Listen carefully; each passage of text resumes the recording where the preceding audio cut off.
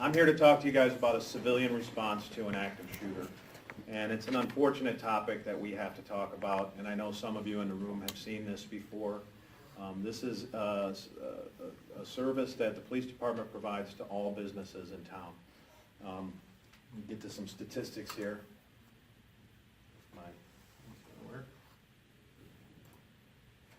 So we talk about a citizen response to an active shooter, and you know, citizen preparation for danger is nothing new. We've all been through fire drills, we've all been through tornado drills, things like that. We all know that we do fire drills in school. Does anybody know when the last time there's been a fire in a school in this country? 1968. Yet we still do fire drills, and we should. Doesn't mean we stop just because we don't have them. But by that same token, from 1966 to 2012, there were 324 active shooter incidents in this country. That's just to 2012. Now you think about how many we've had since 2012. I don't know the number off the top of my head, but I do know that society is developing apathy for violent intruders and for active shooters and things like that. I know there's probably people in this room, whether you want to raise your hand and admit it or not, when they hear of an active shooter and says, oh, only 3 people were killed? That's not that big of a one anymore. Well, that's the wrong way to look at it. It really is. And there are people out there who are beginning to have apathy, and the news is not even covering this past regional sometimes anymore. To me, that's a problem. You know, the next country in the same time frame from 1966 to 2012 that had the second most active shooter incidents in their country. Does anybody know, who hasn't seen this presentation before, does anybody know what country it is and how many they've had in that same time frame? The answer is Canada, and they had 8. That's a pretty staggering number, 324 to 8. So this is definitely our problem to have. So why do we have a citizen response? Why do I come up here and stand up here and talk to citizens and say, we need to teach you how to respond to a violent intruder or active shooter? Well, does anybody know what the average duration of an active shooter incident is? 15 Who seconds. hasn't been through it? 15 seconds? How long? 15 seconds? The entire duration of an active shooter event or a violent intruder event. What is the average time? 3 minutes. 2 to 3 minutes. Did you do homework? No. Does anybody know the national average for a police response to an in-progress call? 3 to 5 minutes. It's actually 5 to 6 minutes. That's the national average. Not in Romeoville. In Romeoville, we're closer to 4. It's on our bad days.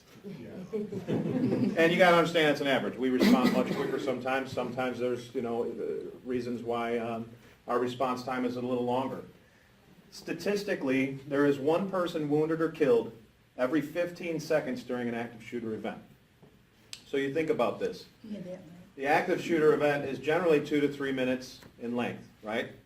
So that's 16 people that are shot and injured or killed, just in that 2 to 3 minutes. Even if you use Romeoville's response time of 4 minutes, that's only after we're notified, after someone actually remembers to call 911, give the pertinent information to the dispatcher, pass that information on to a police officer who can then begin to respond. So that 4-minute time clock starts sometime after the event, well after the event has started. And I'll tell you, one of the big things that we talk about in our training for this is remembering to call 911. And we actually do practical application drills in this, and you would be amazed at how many people forget to call 911. So it's one of the things we really try and hammer home. So if you take a police response time average of 5 minutes times 4 victims per minute, you have 20 victims. So let's talk, again, this is all quite a bit of statistics, but why should we act? Well, we know that 97% of these active shooter or violent intruder incidents end as soon as some form of resistance is introduced. 97% of them. As soon as resistance is introduced. If we wait for the police police resolved incidents are 25% more in fatalities and 30% more in non-fatal casualties than those events that are resolved by the victims who are already there. So from 1966 to 2012, the total injured and killed, police resolved incidents, 1,300 people. Shooter resolved incidents, basically meaning they ended the scenario themselves, 575. Victim resolved incidents, 375. So people who wait for the police, 1,300. To those who take some sort of proactive actions themselves, 375. That's a significant difference.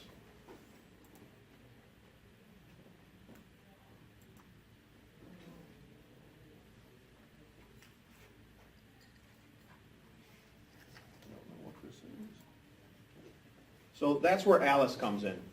ALICE is an acronym for Alert, Lockdown, Inform, Counter, and Evacuate. And it's important to point out this is not a linear response. This is not you go from A to L to I, et cetera, et cetera. What this is we give you all different tools that would be available to you should an incident occur where you're at. And it's basically whatever works best for you should work. If somebody is shooting inside a building, where should you be? Outside. Outside the building, right? Absolutely. You want to get away from that. So if you can evacuate, generally the best thing to do. If you can't evacuate and you have to hide, simply hiding inside a room that's either not locked or has just a very basic lock on it shouldn't be good enough. You know, you'd be amazed at how quickly the people in here, if we were all of a sudden here shooting outside of here, how quickly we could barricade these doors with what we have available in here. If only you've been trained and you've been taught. Imagine being able to take this cord and tying it around those two doors, right? If anything, just to buy time for the police to get here, right?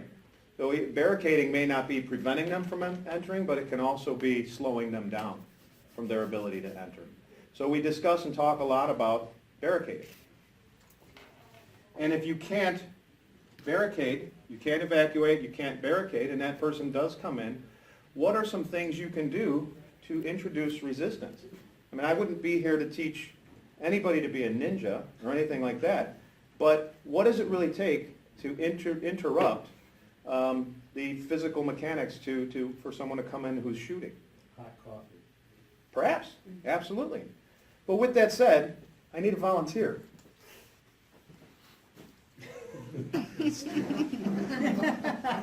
I was thinking you. All right. I need you to do me a favor. Or a bad guy or anything else like that. We're all human beings. We all have physiological responses to stress. And we all have that fight or flight instinct. And when someone is going to come in and be an active shooter, they still are bound by the rules that govern all human beings. So when I ask that question, what does it take to interrupt someone's ability to shoot? We're going to test that right now. And watch the actual physiological response. It doesn't matter whether it's him, a SWAT-trained, police officer, or a special forces guy. Anybody who's going to come in here and start having things hurled at them is going to react the same way. So give me just 1 minute. I'm going to give him his instruction. And tell him. Okay? About 10 seconds. All right. All right, about 10 seconds he's going to come through that door, light it up. Should we wait for him to say hold up or no, just do it right away? All right. Bam! Yeah, go out the door. Go on. One went out the door. Thank you. Thank you very much. You got one of us. Tell me to Now, what were the instructions that I gave you? walk in and start shooting. Now, someone who has an intent on being a violent intruder or active shooter, do you think that their plan is anything greater than that? These aren't individuals who are sitting home and casing the place and planning out every single tactical move, et cetera, et cetera. These are very low-trained individuals, okay? So the ability to disrupt their ability to shoot is pretty easy. Now imagine if, rather than really soft stress balls, imagine if they were glasses, that wooden thing, these jars, chairs, things like that. How do you think a person trying to come in here and shoot would react to that? Yeah, absolutely. You have no choice as a human but to try and dodge things coming your way. And when you're dodging things coming your way, you're not shooting. So those are the things that we try and teach some of the civilians who may become victims to an incident like this. You don't have to be a ninja. We're not teaching you to do brachial stuns or, roundhouse kicks or anything like Steve Rockwell does. But we can teach you to introduce effective resistance. I'll tell you, in Sandy Hook alone, there was documented that the offender entered a certain classroom and the teacher started throwing things off her desk at him and ended up striking him in the forehead with a big tape dispenser. And later on at his autopsy, they did find a big gash on his forehead. And at that time, he fled that room, went to a different room. There was another documented incident from Sandy Hook where 6 kids ran right past him in the hallway to get outside. And he was so laser focused on what he was doing that he didn't do anything to them. So the entire thing that we teach here about Alice and whatnot is all statistic driven based off of what we've learned from active shooter incidents since 1999 in Columbine and even some from before that. One of the other things that is a good distraction is audible distraction. Sometimes it's just enough to be able to scream at somebody and tell them to stop what they're doing or whatever the case may be, because audible distraction is one of the greatest distractions to the brain. Who here has had to turn the music down when they get lost to try and find where they're going? Anybody? Yeah, absolutely. That's what audible distraction is. So I could say, if you don't mind, can you hand me that pen? Stop! What are you doing? What did that make you do? Jump. It made you stop for a second, though, didn't it? Yes. Yeah. Is that enough to distract somebody from what they're doing? And I'll tell you, there are documented incidences where that is the case. So when we talk about alert, what can we do to alert an incident? Information is key to good decisions. You should flow, and it should flow in all directions. And what I would say about that is, if you, for some reason, you're in a location that has some sort of a closed-circuit TV system, and that's being monitored by somebody, and they can get on the PA system and say that this intruder is in a certain area of the building, and you're in a different area of the building, and you hear that, that helps you make better decisions whether you should evacuate or hide or whatever the case may be. So we definitely teach a lot about alerting. Obviously provide as much intel as possible, things like that. Lockdown. Can we create a stronghold that no one can breach? We want to teach you to be a harder target, not just hiding in a room and pressing a lock button on a door. But what can we do to fortify that door, to barricade that door, anything else? These are the ways that we need to be thinking. What information can we give and how quickly can we give it? What's the best option for survival? You have to be flexible, but based off of the intel that you're getting, whether you're gathering it yourself or getting it from others who are there with you, to make the best decisions. Counter. If evacuating isn't going to work, and if sheltering in place isn't going to work, well, it's time to fight back. And again, throw things, whatever we have to do, something to survive rather than just sitting there waiting to be shot.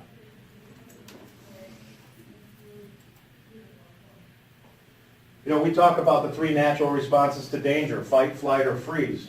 Well, mostly it's fight or flight. What we don't want is freeze. Everybody in this room would be scared, myself and the chief included, if there was an active shooter to walk in here right now. We have a leg up because we're armed as well. But if that wasn't the case, if none of us were armed, and we were off-duty police officers, whatever the case may be, if someone came in here shooting, do you think we would be any less scared than anybody else in here?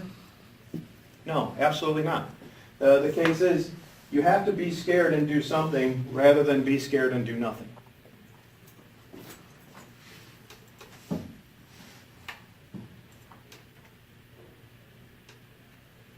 What is the one reason that one man can come walking in this room right now and hold all of us at bay for an extended period of time? Fear. Fear will paralyze us. Fear will freeze us. Once a situation like this starts to unfold, we have to understand that it's up to us to survive. We have to get over that freeze. We have to get over that fear and do something about it. I want to show you a quick video. I hope it'll play from here. If it won't, I'll... All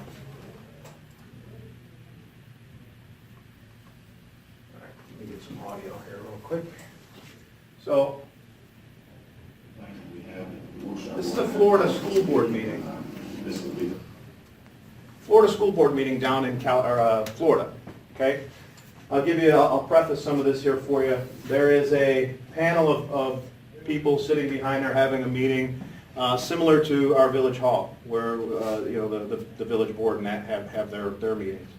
And then there's a whole group of people sitting in a bunch of chairs listening to it. At some point you're going to hear in the background a man stand up and say, I have a motion. And he says, all of you except for those 5 a-holes up there hit the road. And while he's saying this, he has a gun in one hand and a can of spray paint in the other, and he's walking up to a wall and he's kind of spray painting something. Well, when he says that, the camera's going to pan out and you're going to see the entire room frozen. Okay, so that's what I want to point out first. If someone with a gun tells you to get out, what should you do? Get out.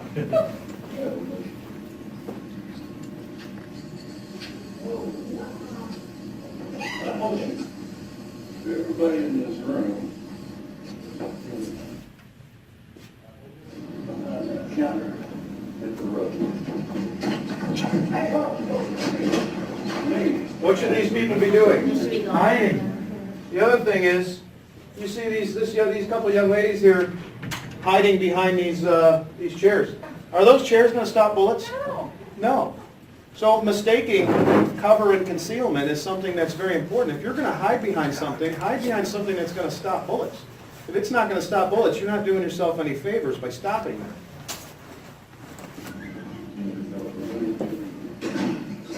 Now people are finally starting to react.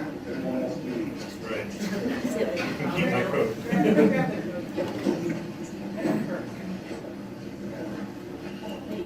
Now, these guys missed their opportunity to run out of there. Because this guy's giving orders, does that mean you have to listen to him? No. No. What's harder to hit, a stationary target or a moving one? Absolutely. So even if he's saying, don't move for you guys, and you get up and run away, how much of a chance do you have at getting hit? Secondly, 80% of all handgun wounds are survived. 80%, that's a pretty good number for me. Okay? So my suggestion for these individuals would have been to run right off the bat. That train has left the station. Hey, sir. John, just let him talk. He's talking. John. Now, in this picture right now, somebody's going to do something. Who do you think it is? I right in front of him,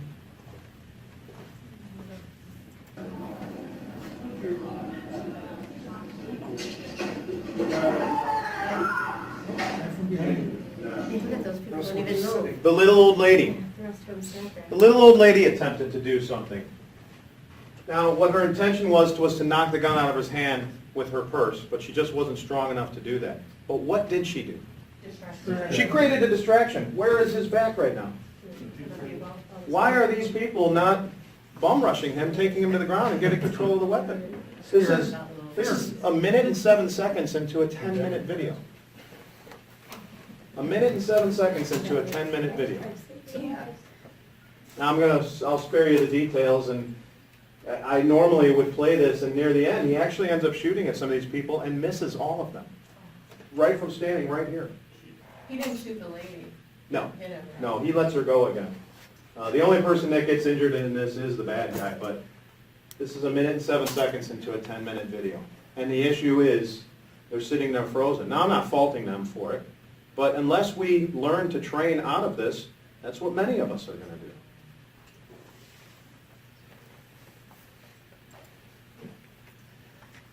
Virginia Tech had 2 separate active shooter incidents. And when we took a look at the incidents, we broke it down by rooms.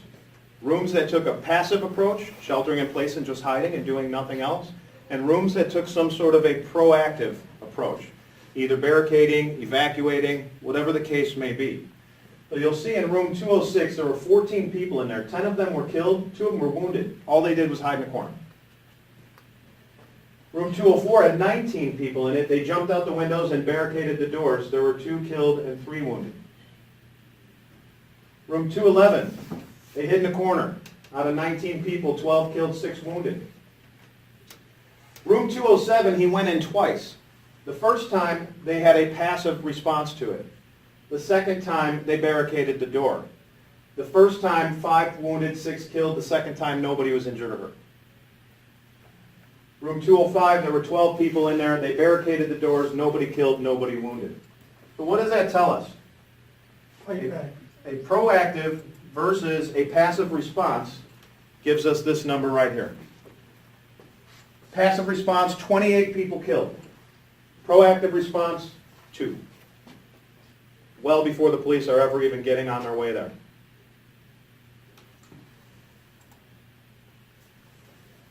So that's my presentation. Like I said at the beginning, this is a service that we offer to all businesses in town. So if you have any business, if you work for a business or have a business where you would want this service, or you know of a business in town that would want this service, please contact the chief or myself at the police department, and we would be happy to provide this for you. This is just an excerpt from the entire training and presentation. The entire presentation and training is about 2 hours long. It's about 1 hour worth of PowerPoint, and it's about 1 hour worth of actual practical application. Any questions? You all right? Well, So is this different, like, you hear somebody comes up to you on the street, give me your wallet, you hear, hey, just give them the wallet and let them go. So this is different because this person is just designed to come in and shoot, Yeah. right? This is a very unique situation. Okay. Even amongst police response to a situation like this, calls for a response that is different than our conventional tactics. So it is very unique, and it's definitely, you should be in survival mode. Okay, Great. thank you. Thanks so much.